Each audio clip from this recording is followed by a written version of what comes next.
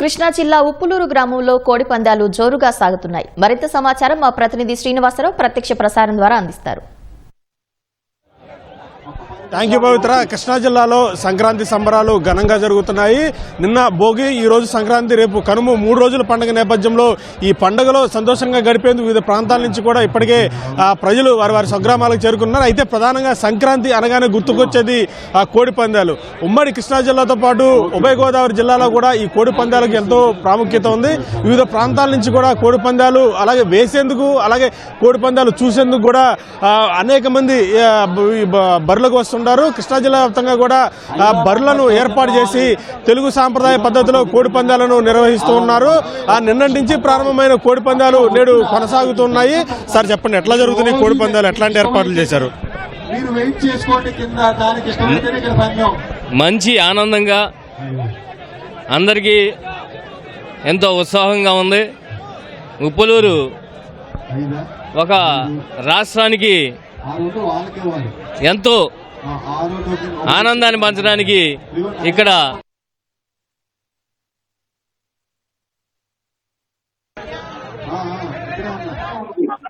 13వ తారీఖు నుంచి ముగ్గులు పోటీలతో మొదలయ్యి ఈ 2వ రోజున ఉత్సాహంగా పందాలు జరుగుతున్నాయి. అందరూ ఎంతో ఆనందంగా ఉన్నారు. ప్రతి రైతు ఈ సంక్రాంతి పండగకి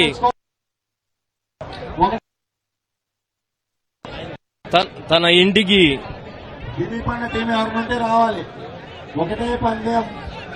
ధాన్యాగారాన్ని తీసుకుని వచ్చి పాడి పంటలతో సంతోషంగా గడుపుతూ ఈ సంక్రాంతిని చాలా ఆనందంగా ఆస్వాదిస్తున్నారు. ఇప్పటికీ ఈరోజు 10-12 వేల మంది ఈ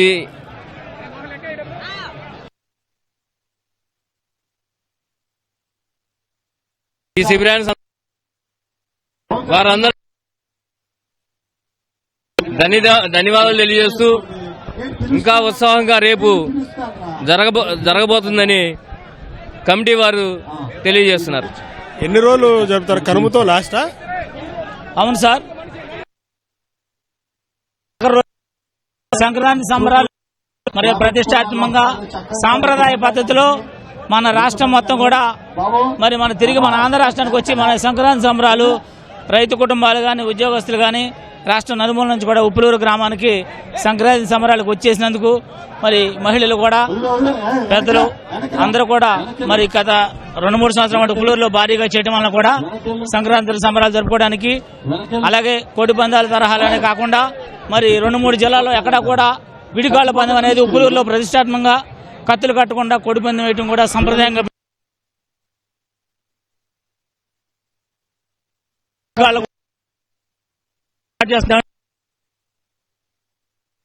వచ్చి సంప్రదాయ సంఘులు అతను రైతులు కూడా అట్లాగే పాడి పంటలతో మరి సంప్రదాయంతో మరి రంగవల్లులు, మేళతాళాలు, గంగిరెద్దులతో, గాలిపటాలతో మరి కోలాటాలతో కూడా సంక్రాంతి సంబరాలు నిర్వహించి మరి గ్రామంలో మండల స్థాయిలో, జిల్లా స్థాయిలో కూడా ముగ్గులు పోటీలు జరిగినాయండి.